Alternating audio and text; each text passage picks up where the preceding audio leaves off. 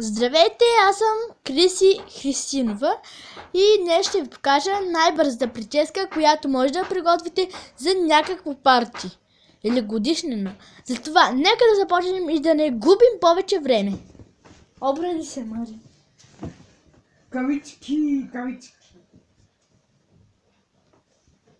Кой знае ще ме работи сега. Гли.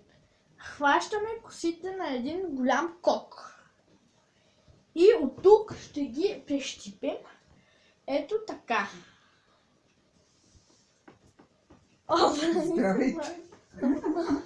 Леле, кокът се разруши. Извинете, това беше само опит. Така, обръни се да те фане камерата. Ето така. Не, така няма да стане. Косата да се... Навече, ма! Пъцко. Ето така, косата трябва да е... Не. Така, взимате своята ръка и я инспектирате върху косата.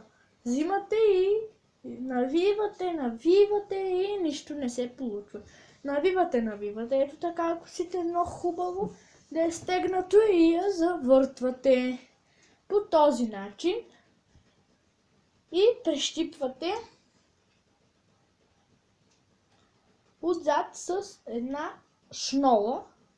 И само това ви е нужно за идеалната прическа. За парти или рожден ден. Ама ти като се вратиш го разваляш, мей! Иска да се видя, бери! После че ти покажа видеото и се видиш.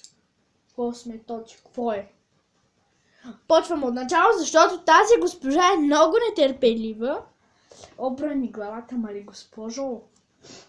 Вивате, ето така навивате. Аз съм гладна, госпожо. Не ръкай, Io solo mangiato! Това видео няма да го кача в Фейсбук, май. Дема! Така. Трябва хубаво да сте защипали косите. Чекай, Мари. Не, Бари. И ето това се получава от вашата роля. Може да я направите и с пластик, разбира се. Чао, аз съм Криси Иванова. Чао, я искам да ям. Чакай, Бега тук, ма чао, ти аз съм Криси Иванова.